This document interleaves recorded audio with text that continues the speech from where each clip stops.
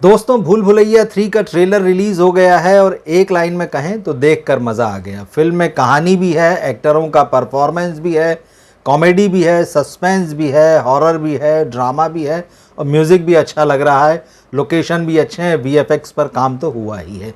तो कुल मिलाकर एक लाइन में कहें तो अगर इस दिवाली पर हमको कोई फिल्म देखनी होगी तो वो भूल भुलैया 3 होगी। तो खैर, ट्रेलर तो आप देख ही लेंगे और उसकी कहानी क्या है, किस लाइन पर जा रही है, वो आपको समझ में आ ही जाएगा। तो उस कहानी पर अभी हम नहीं जाते, लेकिन हम बात यहाँ करते हैं कि ये जो ट्रेलर है वो देखने वाले के मन पे असर क्या छोड़ता है। निश्चित रूप से ये ट्रेलर जो है एंगेजिंग है। इसको देखते हुए आपको ये बात तो लगती है मन में कि हाँ यार, इस फिल्म को जो है देखा जाना चाहिए, क्योंकि जिस तरह से कहानी इसमें धीरे धीरे रिवील हो रही है, इसमें नॉस्टैल्जिक वैल्यू है। भूल भुलैया आपने देखी होगी, भूल भुलैया 2 भी आपने देखी होगी, तो ये फिल्म जो है आपको कहीं ना कहीं 2 से कनेक्ट करती है, क्योंकि 1 की दुनिया जो थी वो पूरी तरह से अलग थी और उसमें तो अक्षय कुमार थे। ये ज़रूर हम कहेंगे कि अक्षय कुमार का एक अलग ही लीग है और वो जब कॉमेडी में आते हैं तो एक अलग हाइट पर होते हैं और उनका कमाल ज़बरदस्त होता है। उनकी कमी जो है वो निश्चित रूप से कहा जाएगा कि इस ट्रेलर में खलती है। अक्षय कुमार अगर कार्तिक आर्यन की जगह होते, हालांकि ये तुलना बेमानी होती, लेकिन फिर भी एक पल को हम ये मान लें तो शायद इसकी हाइट कुछ और होती, इस फिल्म में कुछ और ज़्यादा की उम्मीद कर सकते हैं। लेकिन कार्तिक आर्यन उनकी कमी को पूरा करते हैं। 2 में उन्होंने किया था और खूब चली थी वो फिल्म, कार्तिक ने तारीफ़ें पाई थी। 3 में भी कार्तिक संभाल लेंगे और सबसे बड़ी बात यह है कि उनके आसपास जो टीम है उसका सपोर्ट जो है उनको गजब का मिल रहा है। यहाँ तृप्ति डिमरी हैं, हीरोइन बदल चुकी हैं, तृप्ति डिमरी आ गई हैं। तृप्ति जो है अच्छी लग रही, जो भी ये जो समय है तृप्ति के लिए वो अच्छा चल रहा है और ख़ास तौर पर एनिमल के बाद जो है वो लगातार सीढ़ियाँ चढ़ रही हैं। तो इसका फ़ायदा उनको, इस फिल्म को भी मिलेगा उनका फ़ायदा और उन्हें भी इस फिल्म से फ़ायदा मिलेगा। लेकिन इस फिल्म में जो सबसे बड़ा जो है आकर्षण का बिंदु होने जा रहा है वो है विद्या बालन और उनसे भी बढ़कर जो है माधुरी दीक्षित। माधुरी दीक्षित की एंट्री जो है इस ट्रेलर के सेकंड हाफ में होती, मतलब लगभग ये 3-3.5 मिनट का ट्रेलर है और उसका जब दूसरा हिस्सा आता है तब जो है माधुरी आती है और मतलब देख कर मज़ा आ जाता है, कमाल। मतलब जो लोग माधुरी के फ़ैन हैं उनके लिए मुझे लगता है कि ये फिल्म जो है बहुत ही ख़ास होने वाली है, क्योंकि माधुरी और विद्या बालन दोनों में से मंजुलिका कौन है। एक सीन है इसमें जिसमें माधुरी और विद्या बालन साथ में है और एक वो अंधेरी कोठरी में जो है रूह बाबा यानी कार्तिक आर्यन घुसते हैं और चौंकते हैं दोनों को साथ में देखकर, और वहाँ ये दोनों उनसे सवाल करती हैं कि तुम यही सोच रहे हो ना कि हम दोनों में से मंजुलिका कौन है। तो ये सवाल जो है सिर्फ कार्तिक आर्यन से नहीं है, ये सवाल जो है अब दर्शकों के मन में भी जो है वो उतर गया है और ये निश्चित रूप से थिएटर तक ले जाने के लिए एक बड़ा जो है पॉइंट साबित होने वाला है, ये बड़ा जो है चुंबक साबित होने वाला है। अब सबके मन में होगा कि मंजुलिका तो जो है आपने देखी है विद्या बालन पार्ट 1 में, सेकंड पार्ट में तब्बू थी, लेकिन अब यहाँ 2 हैं और फिर वो राजा रानी की कहानी है। एक और इसमें ट्विस्ट कहीं ना कहीं दिख रहा है कि कार्तिक आर्यन जो ट्रेलर में एक हिस्सा आता है कि वो राजकुमार हैं। अब बहुत सारी बैक स्टोरीज़ हो सकती हैं इस फिल्म का, जो मतलब जो भूल भुलैया की कहानियाँ हैं इसमें ख़ास बात यही है कि ये प्रेजेंट में चलती हैं, लेकिन इसका एक पास्ट है, अतीत भी जो है यहाँ कहानी में आता है और दोनों को मिलाकर जो एक ख़ास किस्म का रहस्य और रोमांच जो पैदा होता है इस ट्रेलर में वो पूरी तरह से दिखाई दे रहा है। तो ये बिल्कुल कहा जा सकता है कि दिवाली पर अगर कोई फिल्म पहली चॉइस होगी देखने के लिए तो भूल भुलैया 3 है।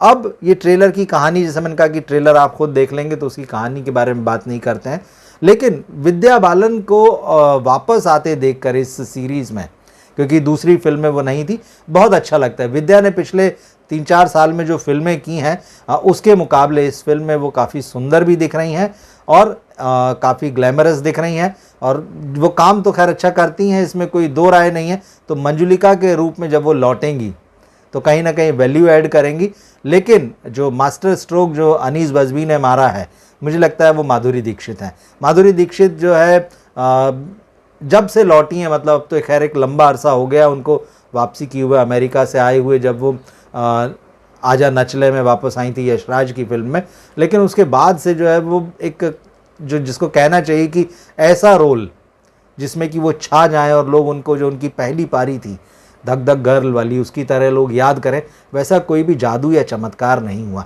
अब तो देखना अब ये होगा कि क्या मंजुलिका कौन है, ये जो बड़ा सवाल खड़ा हुआ है इस ट्रेलर को देखते हुए। क्या मंजुलिका माधुरी है इस फिल्म में, इस कहानी में, ये एक बड़ा सवाल है। और माधुरी किस एक्ट्रेस, नो डाउट वो बहुत शानदार हैं, जैसा मैंने कहा कि अच्छे रोल की दरकार है, तो क्या उनको इस फिल्म में वो रोल मिल गया है। उनकी जो 2-3 झलक दिखी हैं, ख़ास तौर पे जो पहली झलक है वो कमाल की है और वो बांधती है, वो आकर्षित करती है। तो माधुरी जो है इस फिल्म में जो है, जिसको बोलते हैं ना कि ट्रम्प कार्ड जो है, वो हो सकती है। लेकिन विद्या बालन की जो वापसी है, मतलब भूल भुलैया में, वो बहुत ही सुखद है, आप कह सकते हैं। उनका होना जो है वो बहुत सारे दर्शकों के लिए सिनेमा घर में जाने का कारण बनेगा। तो ये जो 2 चीज़ें इन दोनों कलाकारों के ऊपर जो है फिल्म जो है बहुत ज़्यादा डिपेंड करेगी, मुझे लगता है।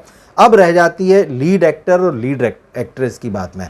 तो कार्तिक आर्यन, उन्होंने पार्ट 2 को खूबसूरती से संभाला था, इसमें कोई 2 राय नहीं है। वो यंग है और उनके सामने भविष्य है। अब इसे आप दुर्भाग्य कहिए या सौभाग्य कहिए, क्योंकि भूल भुलैया जो पहली फिल्म उसमें अक्षय थे और बहुत मैच्योर हैं, कॉमेडी में वो बहुत कमाल करते हैं, इसमें भी कोई 2 राय नहीं। ऐसे में स्वाभाविक है कि उस पहली फिल्म से जो है वो कार्तिक आर्यन की तुलना हो।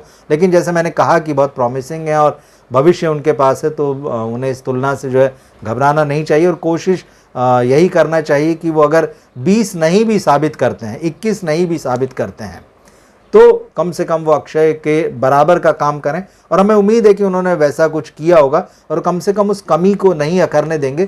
तृप्ति डिमरी बढ़िया लग रही है फिल्म में, वही नॉस्टैल्जिक वैल्यू वाला जो बीट है भूल भुलैया वाली, वो यहाँ पर भी आपको सुनने मिलेगी।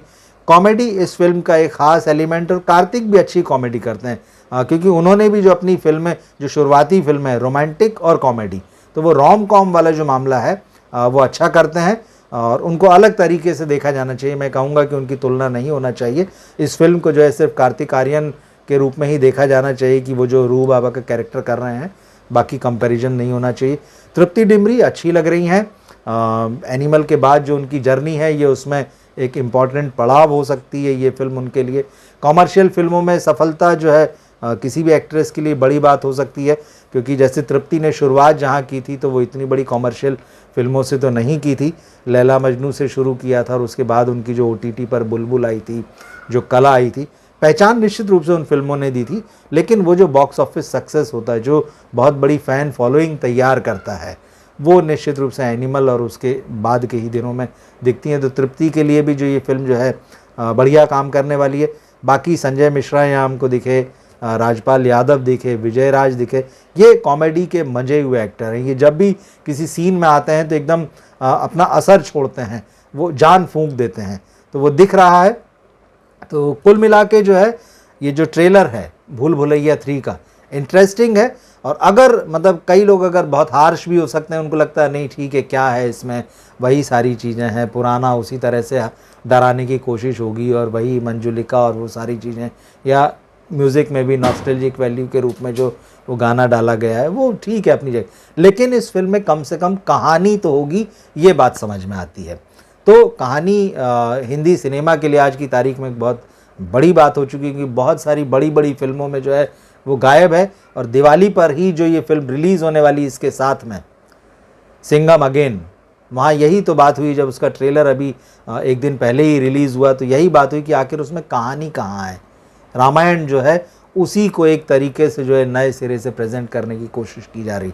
हम इस पर भी आगे वीडियो बनाएंगे और इस पर भी बात करेंगे, क्योंकि अब जो है दिवाली का बॉक्स ऑफिस मुकाबला सेट हो चुका है। दोनों फिल्मों के ट्रेलर आ चुके हैं, दोनों आमने सामने हैं फिल्में।